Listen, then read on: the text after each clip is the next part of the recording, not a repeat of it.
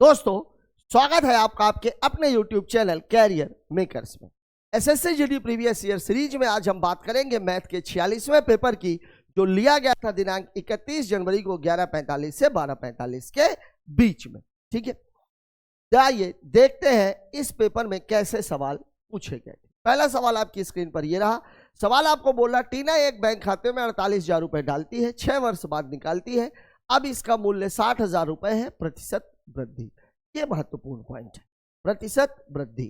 अब वार्षिक प्रतिशत वृद्धि आपसे नहीं पूछी गई है, मतलब कुल जो पैसा डाला गया, कुल जो पैसा निकाला गया, इसमें टोटल वृद्धि कितने की हुई है। तो सवाल में आप देखिए, पैसा कितना डाला गया था, 48,000 रुपया। पैसा जो हो गया वो कितना हो गया, 60,000 रुपया। मतलब इसमें जो वृद्धि हुई है ये कितने की हुई है, 12,000। लेकिन आपसे पूछ क्या रहा है, प्रतिशत वृद्धि। तो वृद्धि प्रतिशत जो होगा वो कितना होगा, जो वृद्धि है और बटे क्या होता है, मूल मान, और गुणे कितना। अब वृद्धि कितने की है, 12,000 की। मूल मान कितना था, जो मूलधन लगाया गया था वो कितना था, 48,000। और प्रतिशत पूछ रहा है, इसलिए 3 0 से 3 0 कैंसिल, 12 एकम 12, 12 चौक 48, 4 एकम 4, 25 चौके 100। मतलब हमारा उत्तर हो जाएगा 25% दिया गया है आपको ऑप्शन नंबर 2 में। क्या ध्यान दीजिएगा, कंफ्यूज मत हो जाइएगा। वास्तव में ये जो 6 वर्ष है, इसका इस सवाल से कोई लेना देना नहीं है। इस सवाल का लेना देना तब होता जब प्रतिशत वार्षिक वृद्धि पूछा। वार्षिक प्रतिशत वृद्धि मतलब एक साल में कितना बढ़ रहा है। तो एक साल में कितना बढ़ा, तो अगर 12,000 रुपए 6 साल में बढ़ रहे हैं, मतलब एक साल में 2,000 रुपए बढ़ते, तब हमारा मामला ये जो वृद्धि है ये 2,000 की हो जाती, बटे 48,000 गुणे 100 हो जाता। ये मामला एसआई में भी ऐसे ही लगता। लेकिन अगर यही मामला सीआई में होता, तब 48 और 60 का हमें क्या निकालना पड़ता, रेशियो। और रेशियो में पावर कितने की लगानी पड़ती, 6। ठीक है, तो सवाल की लैंग्वेज को देखते हुए ही आपको सवाल को लगाना है। इस 6 वर्ष के चक्कर में आप बिल्कुल मत खो जाना, क्योंकि पूछा गया है आपसे प्रतिशत वृद्धि, वार्षिक प्रतिशत वृद्धि आपसे नहीं पूछी गई है। बात कर लेते हैं अगले सवाल की।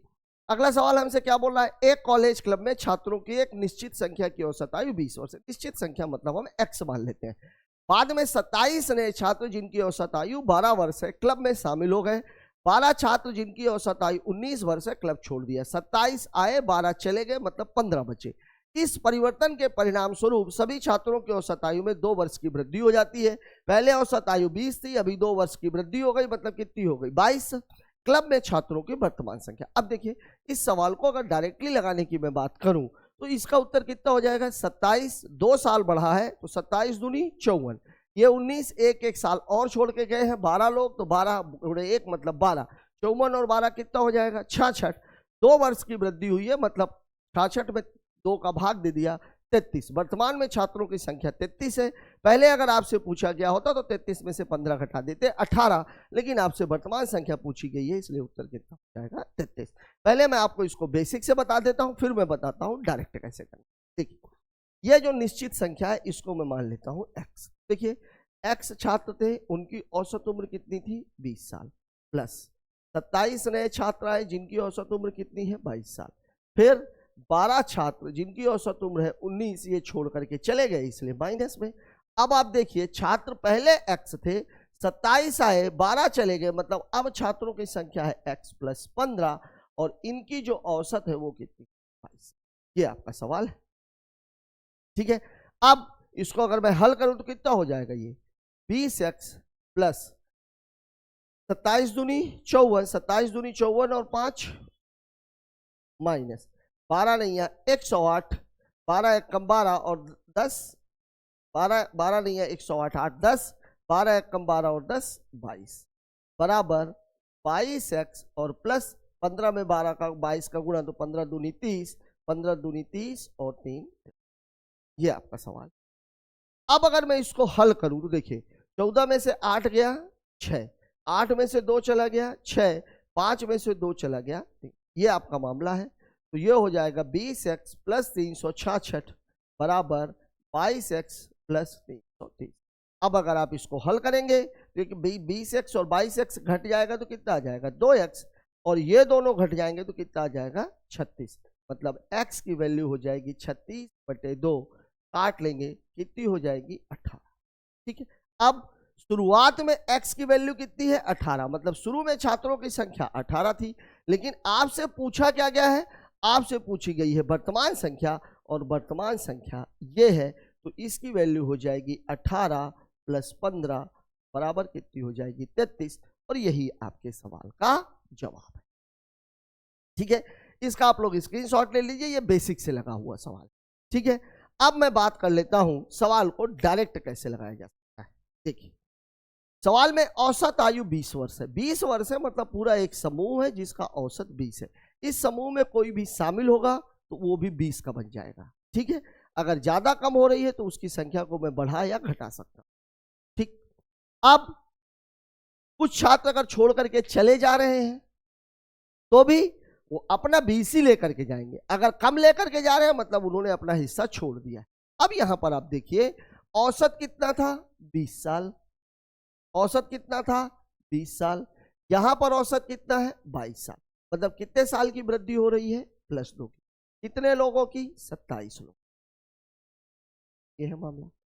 फिर आप देखिए 12 छात्र चले गए, जो वो कितना कितना लेके गए हैं 19 से लेकर के, औसत तो 20 था, 19 ही लेके गए, मतलब एक साल ये लोग भी छोड़ करके चले गए, तो एक साल कितने लोग छोड़ करके चले गए 12 लोग, तो 27 दूनी 54, 12 एकम 12, मतलब टोटल जो वृद्धि हुई है वो कितने की हुई है +66।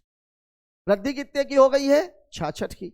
अब वृद्धि हमें दिख कितने की रही है 2 वर्ष की, यही बटा 2, तो उत्तर कितना हो जाएगा 33, मतलब अभी छात्रों की संख्या कितनी है 33। अगर आपसे पहले के छात्रों की संख्या पूछ ली गई होती तो क्या होता भाई, 27 आए 12 चले गए, बचे कितने हैं 15, अभी 33 है, मतलब पहले कितने थे 33 - 15 बराबर 18।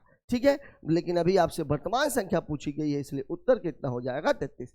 एक्चुअली में एग्जामिनर आपसे सवाल यही कराना चाहता था, क्योंकि वैसे सवाल आप करोगे तो थोड़ा सा टाइम टेकिंग है, लेकिन अगर आपकी एवरेज में कमांड नहीं है तो मेरी सलाह यही है कि आप सवाल को बेसिक से लगाइए, जैसा जैसा वो बोल रहा है वैसा वैसा आप करते चले जाइए, सवाल का उत्तर आपके सामने होगा। बात कर लेते हैं अगले सवाल की।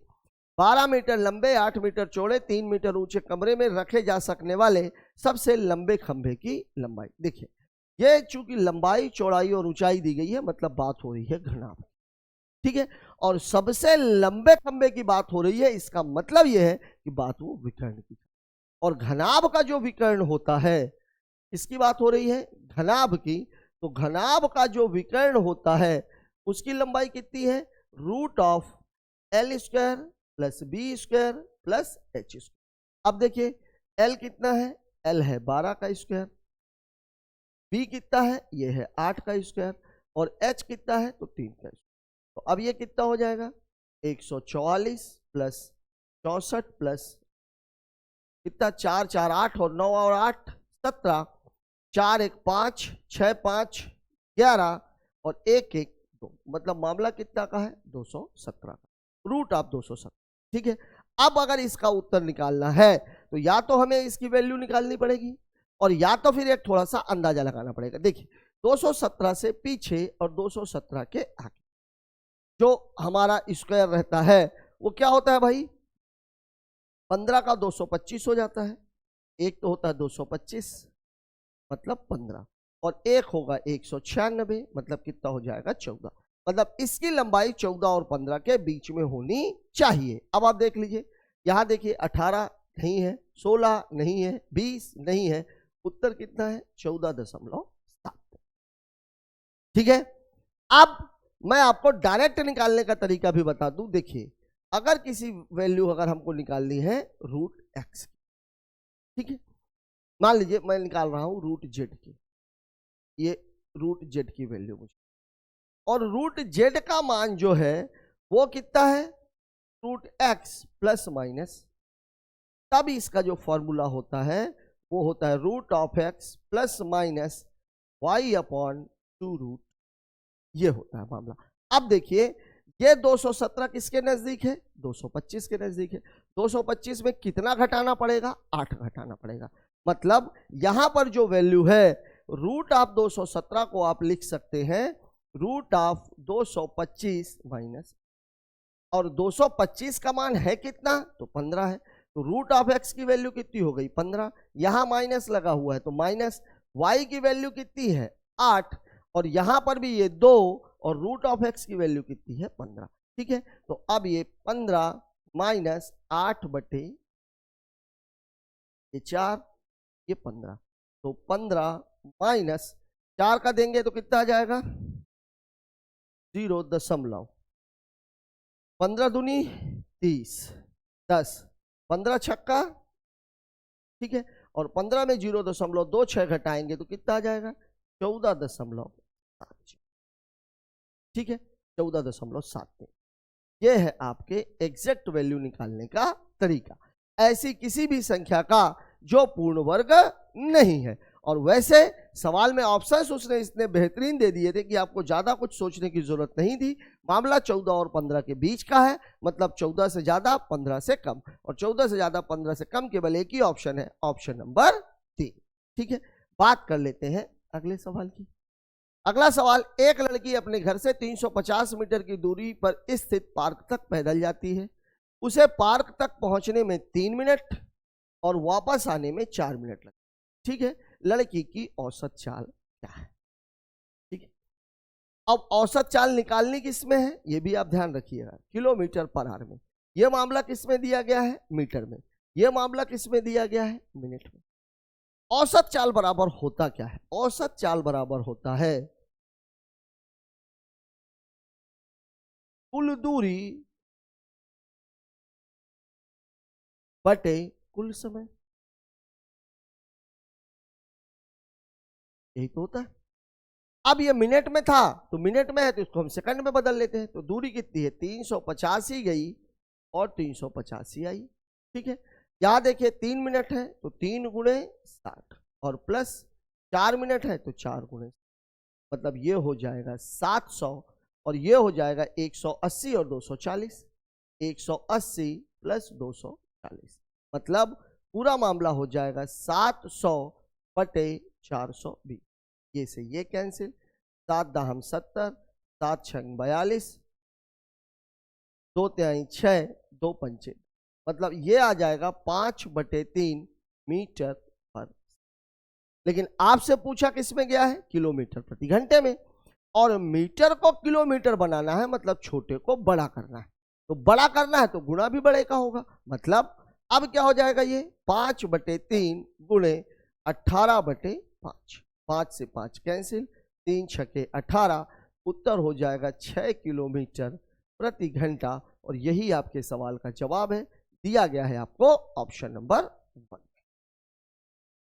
ठीक है, सवाल में कुछ भी नहीं है चूंकि दूरी भी दे दी गई थी, समय भी दे दिया गया था, तो यहां पे आप वो वाला तरीका इस्तेमाल मत करिएगा कि उसमें क्या था दूरी बटे चाल, जब चाल दी रहती तो यहाँ पे चाल तो दी ही नहीं है, या तो फिर आप चाल को अलग से निकालो 350/180, 350/240, तो सवाल ज्यादा लेंदी हो जाएगा। बेहतर यह है क्योंकि दूरी भी दी गई है, समय भी दिया गया है, तो सवाल होता है औसत चाल बराबर होता है कुल दूरी बटे कुल समय।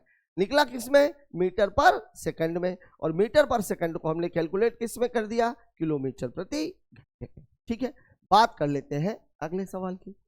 अगला सवाल है, पी और क्यू ने अपने नाम पर एक बैंक में कुल 25,500 रुपए जमा करते हैं, जो वर्तमान में क्रमशः 13 और 14 वर्ष के हैं। ठीक है, अपने धन को वो इस प्रकार विभाजित करते हैं कि 25 वर्ष की आयु प्राप्त करने पर उन्हें समान राशि प्राप्त हो।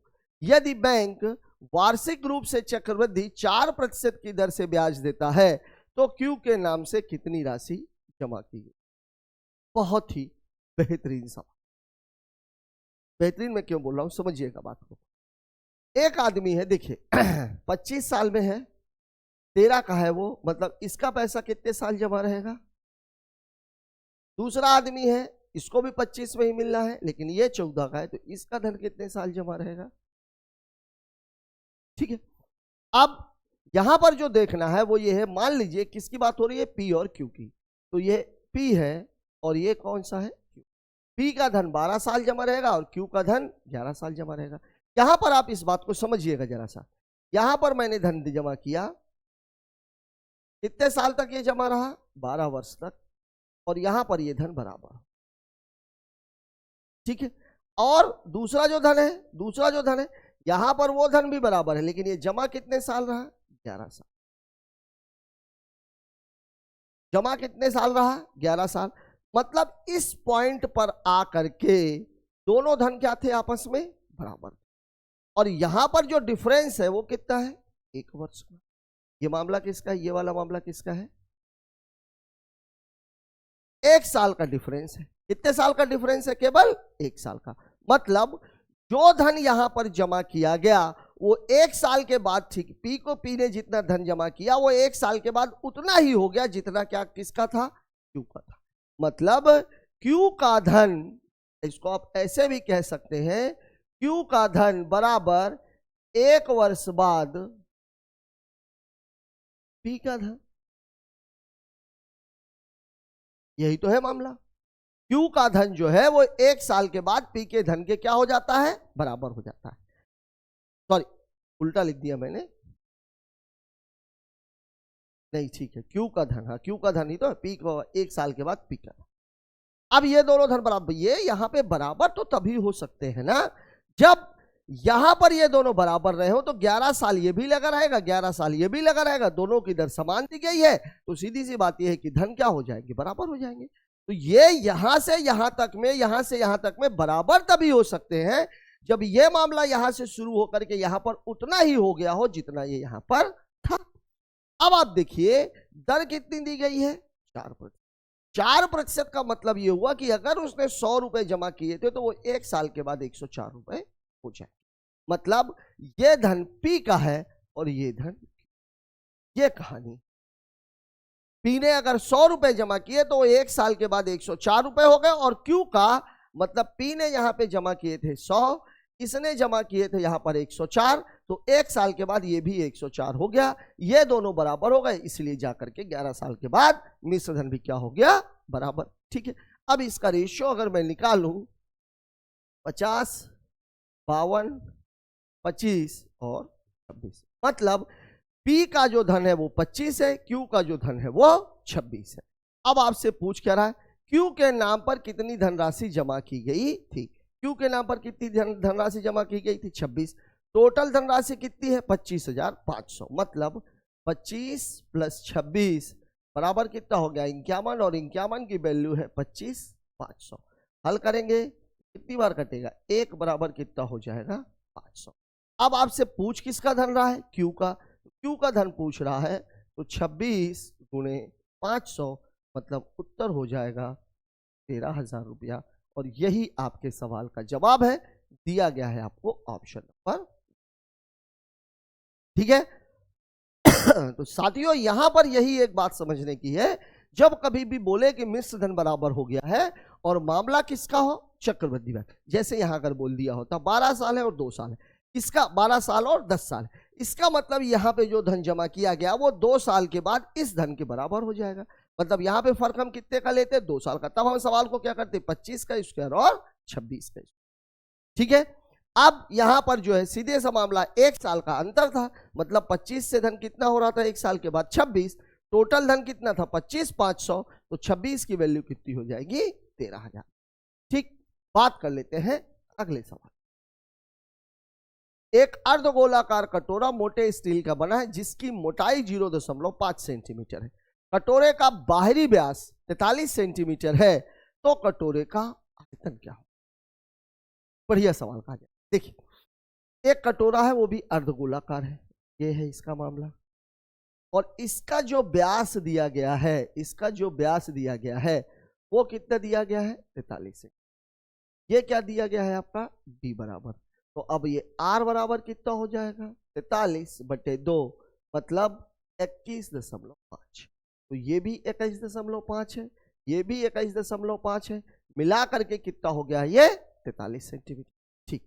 अब देखिए इसकी जो मोटाई है, मोटाई, ये जो मोटाई है, ये वाले हिस्से की मैं बात कर रहा हूं, इस वाले, ये वाला हिस्सा कितने का है? ये वाला हिस्सा है 0.5। ये वाला हिस्सा कितने का है? 0.5 का। तो यहां से लेकर के यहां तक अगर 21.5 है, ये अगर 0.5 है, मतलब यहां से लेकर के यहां तक की जो वैल्यू है ये कितनी है? 21 हो जाएगी। अब आपसे जो आयतन पूछा जा रहा है, तो इस मोटाई से तो हमें कोई लेना देना नहीं। आयतन का मतलब ये होता है कि उस बर्तन में कुल मिलाकर के कितना पदार्थ आएगा। ठीक है, तो अब आएगा जो, वो तो आंतरिक वाले का मामला है, और यहां पर मामला कितने का है? 21 का है। मतलब यहां पर जो R है, R की वैल्यू कितनी है? 21। और आयतन कितना होता है अर्धगोले का? अर्धगोले का जो आयतन है वो होता है 2/3 पाई R क्यूब, ये होता है।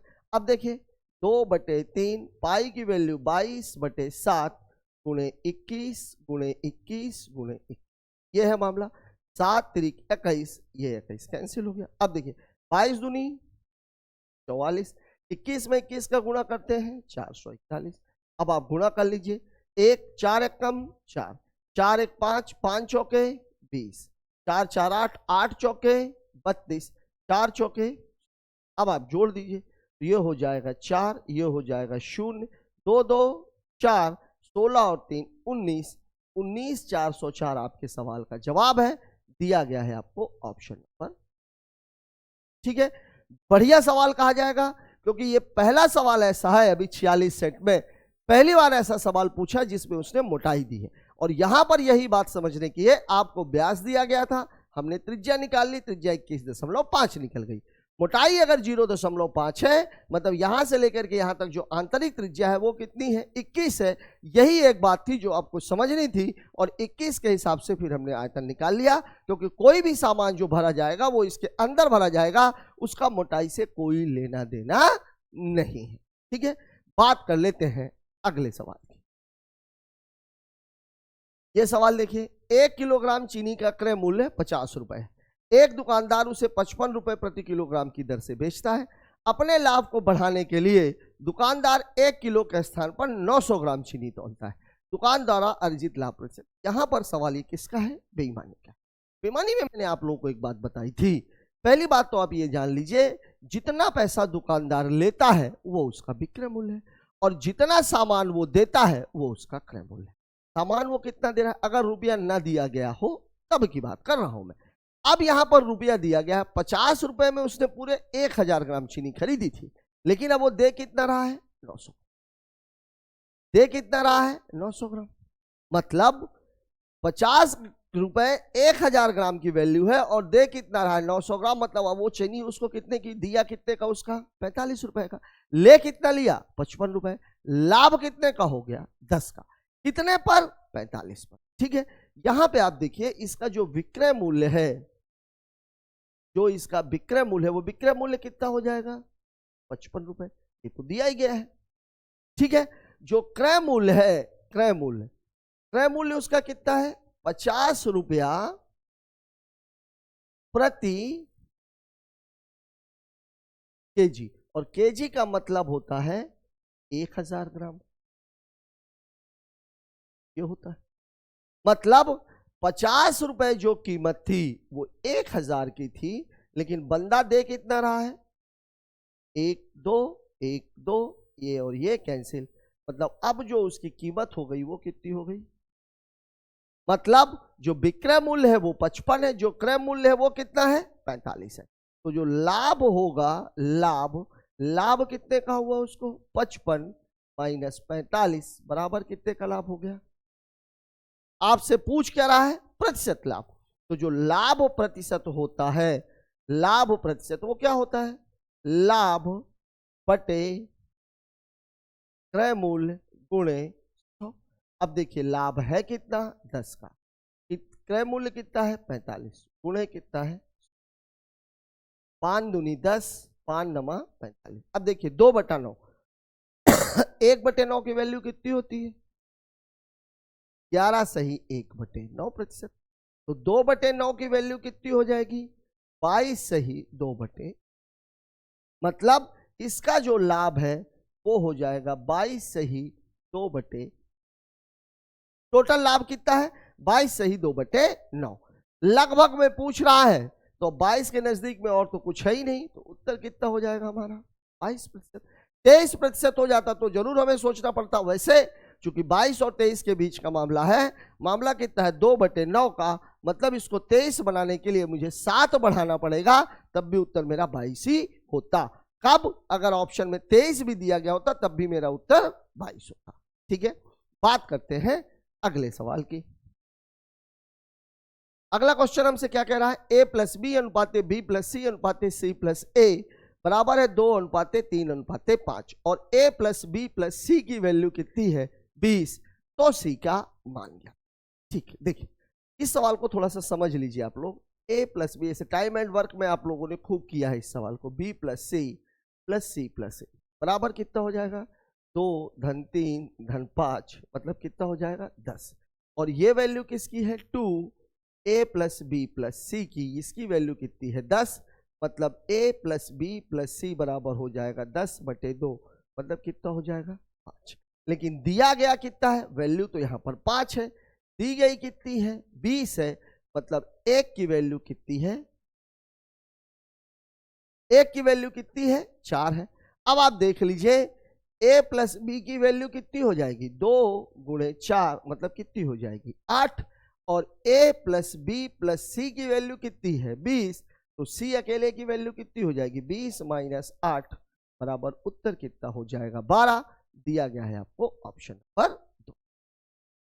ठीक है, मामला समझ रहे हैं, 20 - 8 बराबर 12। यहां पर टोटल ये जो सवाल है, ये टोटल सवाल किसका है, बैलेंसिंग का है। ये टोटल सवाल किसका है, बैलेंसिंग का। ठीक है, बैलेंसिंग का सवाल क्यों है, बैलेंसिंग का सवाल ये इसलिए क्योंकि यहां पर a प्लस बी प्लस सी की वैल्यू अलग है, यहां पर a प्लस बी प्लस सी की वैल्यू अलग है, लेकिन ये रेशियो है और ये क्या है, ये क्या है, ये क्या है, टोटल मान है। अब यहां देखिए, इसको आप देख भी सकते हो, देखिए c है, यहां पर a गायब है और यहां पर b गायब है। ठीक है, तो 5 3 8 2 10, 10 बराबर कितना है 20, तो 1 की वैल्यू कितनी हो जाएगी 2, 5 3 8 2 10 बराबर कितना है 20। अब यहां देखिए a प्लस बी भर है और ये a प्लस बी की वैल्यू और ये टोटल किसकी वैल्यू है a प्लस बी प्लस सी की वैल्यू है।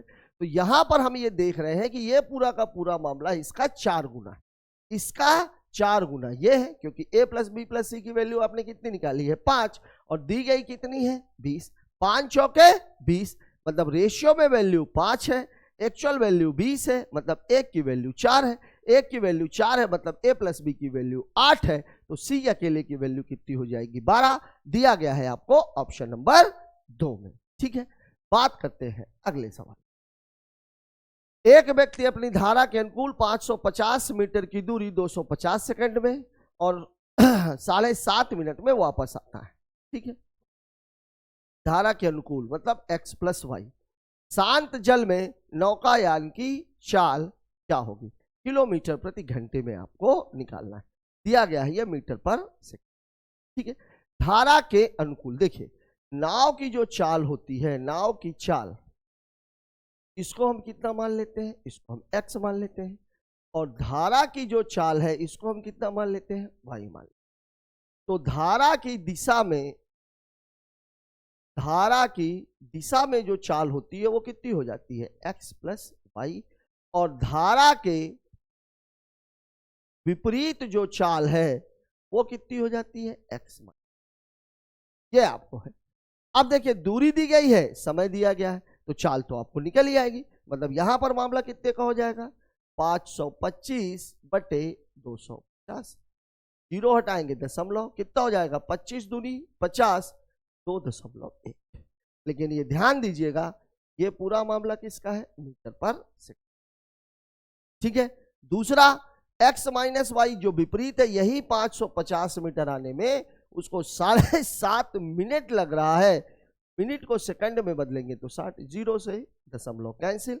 अब आप देखिए कितना हो गया ये 525/6 पंचे 30, 6 सते 42 और 3 45, 450, 5 9 45, 5 एकम 5, 5 25, 5 दूनी 10 21, मतलब ये कितना हो जाएगा 21/16 क्या मीटर पर सेकंड, कितना हो जाएगा 21/16 मीटर पर सेकंड। ये वाला भी मामला कितना है, 21/10, चाहे आप इसको कर लीजिए, ठीक है। अब यहां पर आपसे क्या पूछ रहा है, शांत जल में नौकायान की चाल। तो x बराबर कितना हो जाएगा, 2.1 धन 21/16 बटे, ठीक है। नाव की चाल पूछ रहा है। अब देखिए कितना हो जाएगा ये, अगर हल करेंगे तो इसको भी 21/10 ही कर लेते हैं, ऐसा कर लेते हैं। इसको मैं कर लेता हूं 21/10, इसको मैं कर लेता हूं 21/16, इसका आधा। 16 और 10 का एलसीएम कितना हो जाएगा, 80। 8 8 एकम 8, 8 दूनी 16, 16 पंचे 80, 5 एकम 5, 5 दूनी 10, और बटे कितना है, ठीक है। ये कितना हो जाएगा 273 और बटे 80 दूनी 100। लेकिन यह किस में दिया गया है, मीटर पर सेकंड में, चाहिए किस में, किलोमीटर में। तो मीटर को किलोमीटर बनाना मतलब छोटे को बड़ा करना है, तो बड़ा करना है तो कितने का गुणा हो जाएगा, 18 बटे, ये है आपका मामला। अब देखिए कुछ कटेगा क्या,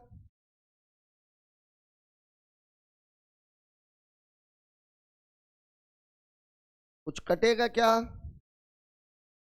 16 पंचे 80, 800।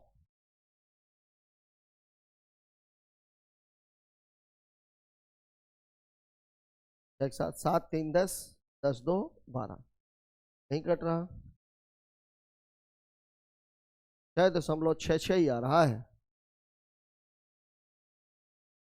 मैं एक काम करता हूं, इसको पूरे को गुणा ही मान लेता हूं, 273/80 गुणे 2 गुणे 18 बटे 2 9 18, ये कितना बचेगा 400। ये कितना है, 9 त्रिक 27, 9 सत्ते 63 2 65, 9 दूनी 18, 6 24 बटे कितना है 400। 2 जीरो हटाएंगे, ये 2 दशमलव लग गया। अब इसका भाग दे लेते हैं, तो 4 छांग 24 दशमलव, 4 एकम 4, 4 चौके 16, 6.14 के आसपास आना चाहिए इसका उत्तर। 273 2.1,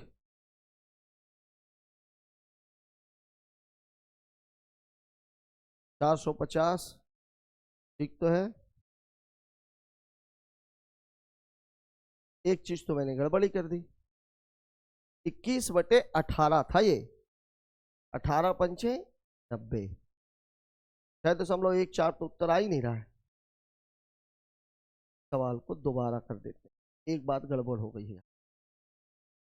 देखिए ये कितना है, 21/18, ठीक है। 3 छके 18, 3 सत्ते 21, ठीक है। काट देते हैं इसको भी, 6 कम 6 10, 6 कम 6 40, 6 सत्ते 42, ठीक है।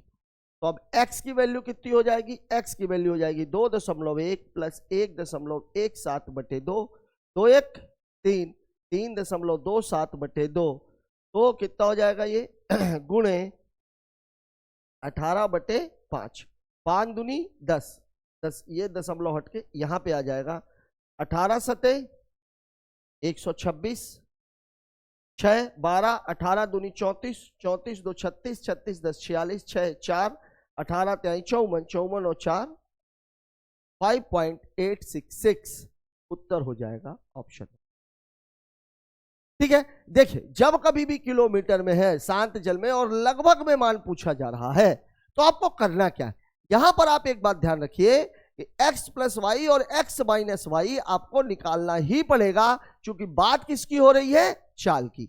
और यहां पर दिया क्या गया है, दूरी, और क्या दिया गया है, समय। तो पहले में 525 बटे 250 के, जीरो हटा के 52.5, इसका उत्तर आ गया 2.1। दूसरे वाले में 7.5 मिनट था, इसको हमने सेकंड में बदल लिया, भाग किया तो कितना आ गया 7/6, आगे किया तो 1.17। अब x की वैल्यू निकाल ली, 2.1 1.17 बटे 2 मतलब 3.27। अब ये मीटर पर सेकंड में है, इसको किलोमीटर में बदलना था तो 18/5 का गुणा कर दिया, 5 दूनी 10, ये दशमलव हट के यहां चला गया, 18 का गुणा किया, उत्तर आया 5.866। आपके ऑप्शन में दिया हुआ है 5.88। यही सवाल का जवाब है। बात कर लेते हैं अगले सवाल की। एक निश्चित धनराशि पर 3 वर्षों के लिए चक्रवृद्धि ब्याज और साधारण ब्याज का अंतर 183 रुपए है। ठीक है, निवेश की गई राशि। ठीक है, अब 2 तरीके। पहला तरीका तो आपको बेसिक मैंने बताया ही था, बात हो रही है 3 वर्ष का। तो अंतर का फॉर्मूला क्या होता है, x बराबर P R square 300 plus r upon 100 to the power. अब देखिए ये कितना दिया गया है, r आपको दी गई है 5, दर कितनी दी गई है 3, दर है 5, समय कितना गया दिया गया है 3, उससे कोई मतलब नहीं। x की वैल्यू कितनी है 183, 183 गुणे 100 गुणे 100 गुणे 100। निकालना क्या है आपको, धनराशि। p को आप यहीं पर रख लीजिए, तो p इज इक्वल टू ये r स्क्वायर है, r स्क्वायर कितना हो जाएगा 5 का स्क्वायर, और ये कितना हो जाएगा 300 और प्लस 5। ये आपका मामला है। ठीक है, ये कट जाना चाहिए जहां तक है, तो कितना हो जाएगा 25 गुणे 305। ये पूरा मामले को मैं ऐसे ही लिख, 25 चौके 100, 5 से काटेंगे तो 20, 5 छक्का 30, 61, इसको काट देंगे तो कितना आ जाएगा 3, 2 तिहाई 6, 6 चौके 24, 1 जीरो इसका 2 जीरो इसके, उत्तर कितना हो जाएगा 24,000। ये है आपका आंसर। ठीक है, मैं जो डायरेक्ट लगाने की बात कर रहा हूं, देखिए 3 साल का मामला क्या रहता है, इसकी वैल्यू कितनी दी गई है 183, मतलब इसको ऐसे 3 हिस्सों में बांटना है, 3 बराबर बराबर के हिस्से और 1 हिस्सा सबसे छोटा। तो अब आप देखिए अगर इसको आप बांटोगे तो पूरा मामला क्या बनेगा, ये 60, ये भी 60, ये भी 60 और ये कितना 3। अब देखिए ये 5% बराबर कितना है 60, तो यहां पर 100% बराबर कितना हो जाएगा 6 दूनी 12, 1200। अब 5% बराबर है 1200, तो 100% बराबर कितना हो जाएगा, फिर 20 का गुणा, 12 दूनी 24 और 2 जीरो ये और 20 वाला एक, ये भी उत्तर 24,000 है। लेकिन इस तरह से लगाने के लिए आपका जो सीआई और एसआई पर जो कमांड है वो बहुत ही जबरदस्त होना चाहिए। इसीलिए मैं आपको बोल रहा हूं कि मूलधन, दर और अंतर में से अगर 2 चीजें आपको दे दी गई हैं, तीसरी चीज आपको निकालनी है, तो चाहे मामला 2 साल का हो चाहे मामला 3 साल का हो, बेहतर यह है कि आप सवाल को फार्मूले से उठाइए। और फार्मूले से जब आप उठाओगे सवाल को तो आप देखिए आपका उत्तर आ जाएगा। थोड़ा सा काटने का काम जरूर आ जाता है, काटने का काम आ जाता है तो उसको आप कर सकते हो, लेकिन यहाँ पर गलती के चांसेस बिल्कुल नहीं है। यहाँ पर अगर आपने 183 को बांटने में गड़बड़ कर दी, अब इसमें देखने के लिए केवल एक चीज ये थी कि ये 60 का 5% 3 होना चाहिए, ये बात ध्यान रखनी। देखिए ये इसका ब्याज है, ये इसका ब्याज है और ये मूलधन का ब्याज है, ये 5 तो ये 100, ये 5 तो ये 100, ये 5 तो मूलधन। ठीक है, बात कर लेते हैं अगले सवाल की। एक तरीका और मैं आपको बता देता हूं, देखिए 20, 21, क्योंकि 1 बटे इसका मामला 1/5 बराबर होता है 1/20, सॉरी 5% बराबर होता है 1/20। अब देखिए 3 साल का मामला था तो ये 3 और ये है मामला। अब देखिए कितना हो जाएगा, ये 8,000 और ये कितना हो जाएगा 9,261। ठीक है, यहां पर आप देखिए तो कितने का मामला है, यही तो मामला है, लेकिन ये पूरा का पूरा क्या है, चक्रवृद्धि ब्याज है। यहां पर आप साधारण ब्याज अगर आप निकालोगे तो फिर आपको साधारण ब्याज निकालने के लिए साधारण ब्याज कितनी है 15%, तो फिर दूसरे तरीके से आप दोनों का अगर निकालना चाहोगे तो 5, 5, 5, या तो फिर परसेंटेज में अगर जाओगे 3 साल का मामला है तो 3, 3, 1, 5 तिहाई 15। एक तरीका ये, इस तरीके से तो सीआई निकलेगा, देखिए 3, 3, 1, ये 5% है, 5 का 5% कितना हो जाएगा 0.25, इसका कितना हो जाएगा ये हो जाएगा। अब ये देखिए 5 तिहाई 15, 25 तिहाई 75 और ये कितना हो जाएगा 0.0125, जोड़ेंगे तो कितना आ जाएगा 15.7625 और एसआई 15 ही है, तो अब सवाल ये बनता 0.7625% बराबर 100। अब ये देख लीजिए, ये वाला जो तरीका है ये कितना लेंदी हो गया।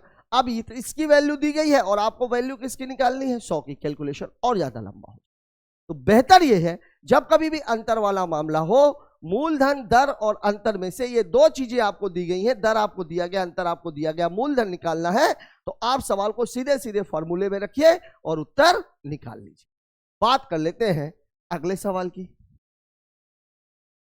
7 का सबसे छोटा गुणज 6, 9, 15 और 18 से विभाजित करने पर 4 शेष बचता है। क्या बात है, आज अच्छे सवालों की झड़ी लगी हुई है। अब यहां पर सवाल दो है।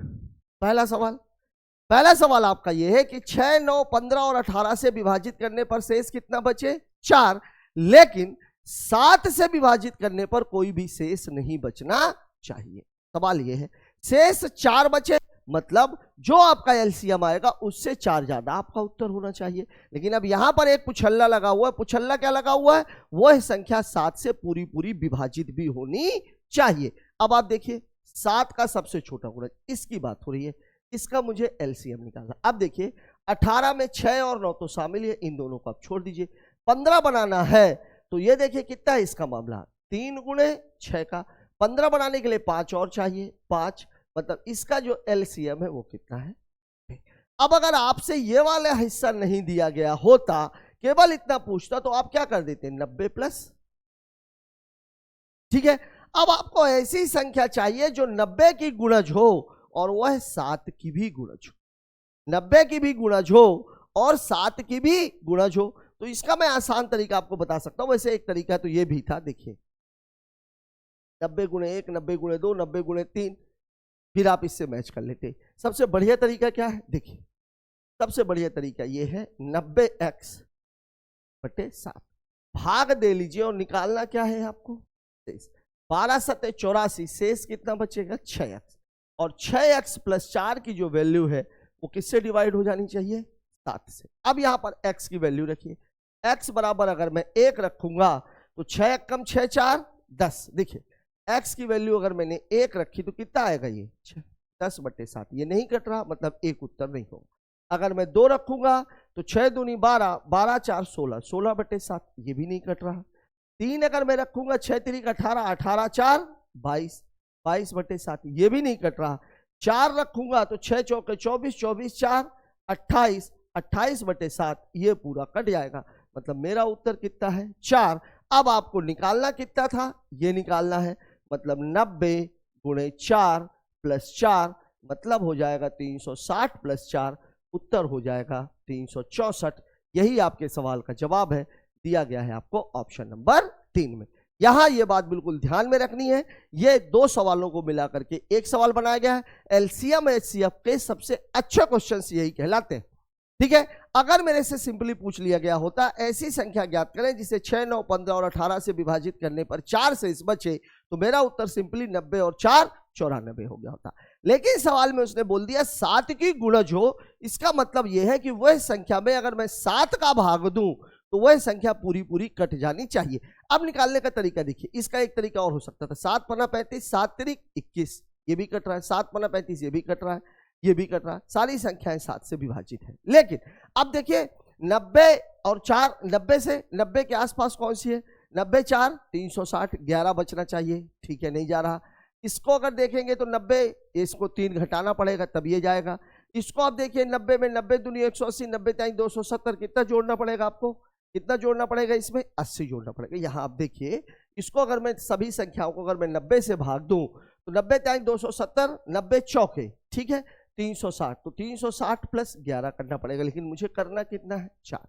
इस सवाल को आप देखिए 90 चौके 360, यहाँ पे मुझे कितना पड़ेगा, -3, लेकिन मुझे करना कितना है, 4। यहाँ पे आप देखिए भाग देंगे 360 प्लस 4, मेरा मामला बिल्कुल फिट है। यहाँ पे आप देखिए 360 और माइनस कितना करना पड़ता। ठीक है, तो सवाल का एक तरीका यह भी है कि आप इस सवाल को ऑप्शन से भी निकाल सकते थे, लेकिन अब कई बार यहां पर डाटा भी ऐसा रहता है कि वो 7 से कटता ही नहीं। अगर 7 से नहीं कट रहा हो तो यहां पर ये चारों संख्याएं 7 से कट रही है, इसलिए सवाल थोड़ा सा लेंदी हो गया। लेकिन जो लगाने का तरीका है वो ये है कि आपका जो है वो उत्तर आया, एलसीएम आया 90। 4 जोड़ने के बाद वह संख्या जो है वो नहीं कटनी चाहिए, किससे कट जानी चाहिए, 7 से, और शेष कितना बचना चाहिए, 0। 90 में अगर मैं मान रख रख के देखूंगा तो डाटा काफी लंबा हो जाएगा, तो बेहतर यह है कि मैं 90 में 7 का भाग दे करके शेष निकाल लूं, और शेष कितना आ रहा था 6x, मतलब 6x + 4 किससे कटना चाहिए, 7 से। x का मान रख रख के मैंने देख लिया, 1 में नहीं कटा, 2 में नहीं कटा, 3 में नहीं कटा, 4 में कट गया, मतलब x की वैल्यू 4 है, तो यहां पर मैंने 4 रख दिया, तो उत्तर कितना आ गया 364। यही है सवाल को लगाने का तरीका। ठीक है, बात कर लेते हैं अगले सवाल। P और Q मिलकर एक काम को 21 दिनों में, Q अकेले 84 दिनों में। Q प्रतिदिन एक दिन में 2 गुना कार्य करता है, 2 गुना कार्य करता है। P और Q मिलकर लगभग कितने दिनों में कार्य को पूरा करेंगे। देखिए फिर से बढ़िया सवाल, थोड़ा सा हटके, क्यों, क्योंकि Q की क्षमता को उसने डबल कर दिया। पहले तो हम P और Q की क्षमता निकालें। देखिए P और Q मिलकर के इसको 21 दिनों में कर रहे हैं, Q अकेला इसे 84 दिनों में कर रहा है, ये आपको टाइम दिया गया है, मतलब वर्क बराबर कितना हो जाएगा 84। तो इसकी इफिशियंसी है 4, इसकी इफिशियंसी है 1, तो P की इफिशियंसी हो जाएगी। ठीक है, अब आपको बोला Q प्रतिदिन एक दिन में 2 गुना काम करता है, मतलब इसकी क्षमता क्या हो रही है, डबल हो रही है, मतलब इसकी क्षमता कितनी हो गई 2। P के मामले में उसने कुछ नहीं बोला, तो P अभी भी इतना है, मतलब अब इनकी क्षमता कितनी हो गई है 5। ठीक है, अब एक दिन में 5 काम होगा। P और Q मिलकर कितने दिनों में काम करेंगे, तो वही 84/5 काटेंगे तो 5 × 5, 5 × 30, 5 × 30, 5 × 40, 16.8 दिन लगभग मान पूछ रहा है, तो उत्तर कितना हो जाएगा। ठीक है, यहां पर यह बात समझिएगा, P और Q की जो क्षमता है अलग अलग, वो Q की क्षमता 1 है, P की क्षमता 3 है, लेकिन सवाल में बोल रहा Q प्रतिदिन 2 गुना कार्य करता है। कितना कार्य करता है, 2 गुना, मतलब जो अभी तक 1 काम कर रहा था वो कितना काम करेगा 2, P अभी भी 3 काम करेगा, तो अब जो काम पहले 4 हो रहा था मिलाकर के, अब वो मिलाकर के काम कितना होगा 5, और काम करना कितना है 84, उत्तर आ रहा था 16.8, निकटतम मान देना है, इसलिए उत्तर कितना हो जाएगा 17 दिन। बात कर लेते हैं अगले सवाल की। अगला दो संख्याओं में 9 का अंतर है, गुणनफल 2430 है, संख्याओं का महत्तम समावर्तक 4 3 7 2 9 9 ही होगा। ठीक है, ये क्यों होगा, देखिए दो संख्याओं का अंतर कितना होता है HCF A-, गुणनफल कितना होता है HCF गुणे HCF गुणे A। अब यहां पर जो एक चीज कॉमन है वो है HCF दोनों ही जगह मौजूद है, तो क्यों ना हम इन्हीं दोनों का HCF निकाल लें, 9 का और 2430 का मैं क्या निकाल लूंगा, बस यही हमारा सवाल है। अब आप देखिए इन दोनों का HCF निकालेंगे तो सबसे छोटी संख्या कौन सी है 9, 9 किससे कटेगी 3 से और 9 से। यहां अगर मैं इन संख्याओं को जोड़ूं तो 4 3 7 2 9, तो इनका जो HCF है ये कितना आ जाएगा 9, और यही आपसे पूछा गया था, इसलिए मेरा उत्तर कितना हो जाएगा 9। बढ़िया सवाल, एक कंपनसेटिंग सवाल था, देख के लगाया जा सकता था। बात कर लेते हैं अगले सवाल की। अगला सवाल, धारा की दिशा में और धारा के विपरीत दिशा में नाव की चालें क्रमशः 16 और 12 है, धारा की चाल ज्ञात कीजिए। यह भी एक कंपनसेटिंग सवाल है, उत्तर हो जाएगा 16 में से 12 घटा दिया 4, 4 का आधा कितना हो जाएगा। ठीक है, सवाल में आपको दिया गया था धारा की दिशा मतलब x + y बराबर कितना दिया हुआ है 16। ठीक है, विपरीत मतलब x - y बराबर कितना दिया हुआ है 12। अब देखिए जब x की वैल्यू निकालते हैं तो दोनों को जोड़ के 2 का भाग, और y की वैल्यू निकालते हैं तो दोनों को घटा करके 2 का भाग, तो 4 में 2 का भाग दे दिया, उत्तर कितना हो जाएगा 2, दिया गया है आपको ऑप्शन नंबर 2 में। ये वो सवाल है जो आपके पिछले सवालों में लगे हुए टाइम को कवर करा रहे हैं। बात कर लेते हैं अगले सवाल की। एक व्यक्ति 100 रुपए में 15 कलमें खरीदता है, 100 रुपए में 13 कलम की दर से बेच देता है, लाभ प्रतिशत क्या है। देखिए इस सवाल में एक बात समझ लीजिए आप, देखिए इस 100 रुपए का, और चूंकि यहां भी 100 है और यहां भी 100 है, तो इसको तो मैं ऐसे भी बोल सकता हूं ना कि 15 का क्रय मूल्य बराबर है 13 का विक्रय मूल्य, ये भी तो मैं कह सकता हूं, क्योंकि 15 खरीदता है और 13 बेचता है, रेट समान है। ठीक है, तो अब आप देख लीजिए इसको मैंने आपको बताया था कि सिंपली रख दीजिए 15 CP बराबर 13 SP, मतलब CP इज टू SP बराबर हो जाएगा 13:15।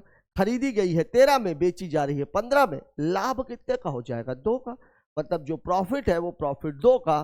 तो प्रॉफिट परसेंट बराबर क्या होता है, प्रॉफिट अपॉन CP इंटू 100, मतलब 2, CP कितना है 13 और गुणे 100, मतलब 200/13।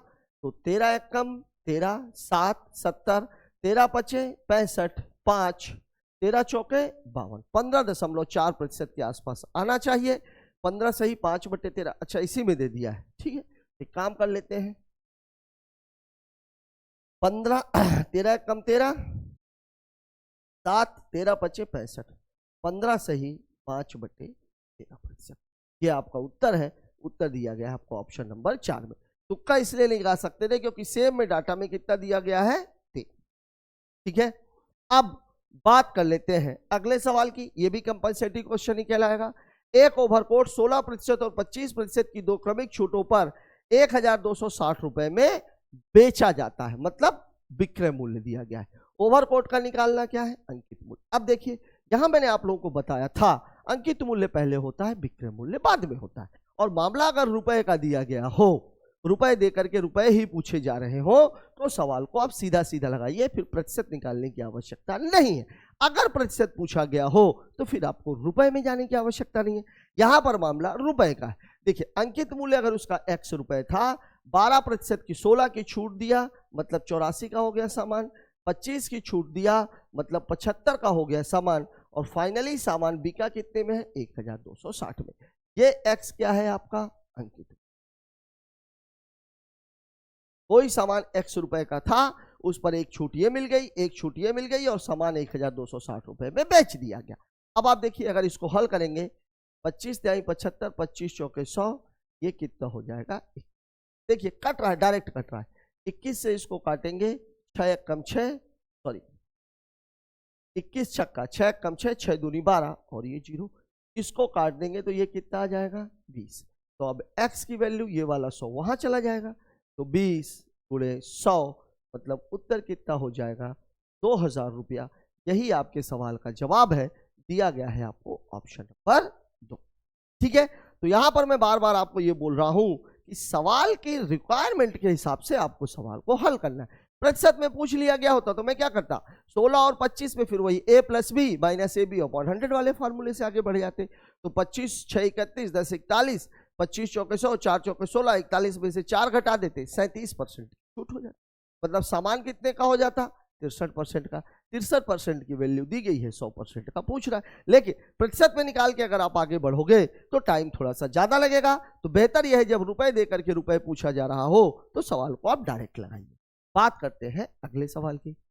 यदि पेट्रोल की कीमत में 25% की वृद्धि की जाती है तो व्यय समान रखने के लिए एक व्यक्ति को खपत में कितनी कमी करनी चाहिए। बढ़िया सवाल है। देखिए कोई एक आदमी था जो 100 रुपए की खपत थी, 100 खपत थी उसकी, अब वो खपत कितनी हो जाएगी 125, मतलब पूरा मामला कितने का हो जाएगा 4 का और 5 का, ठीक है।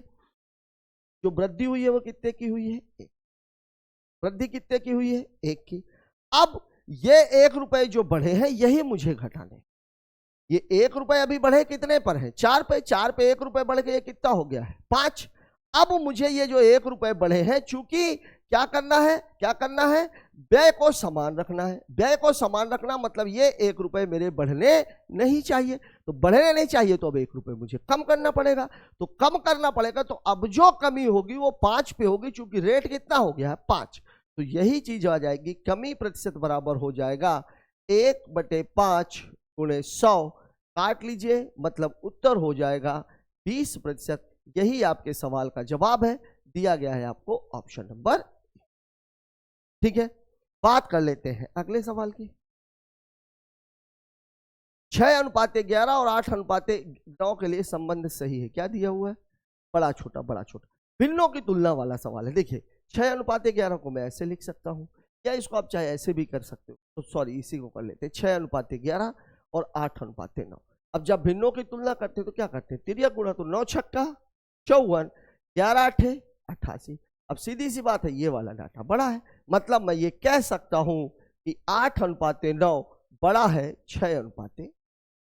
ये है आपका सवाल। अब देख लीजिए, यहां पर बराबर दिया गया है, यहां 8:9 बड़ा है, यही आपका जवाब हो जाएगा। यहां 8:9 को छोटा दिया गया, छोटा या बराबर दिया गया, तो ये तो हो ही नहीं सकता। उत्तर हमारा कौन सा है? ऑप्शन नंबर 2 सवाल को लगाना था। ये वास्तविकता में ये भिन्नों की तुलना वाला सवाल है। ठीक है, बात कर लेते हैं अगले सवाल की। 19वां नंबर सवाल आपको बोल रहा है, एक दुकानदार कुछ फल अंकित मूल्य पर 10% की छूट पर खरीदता है।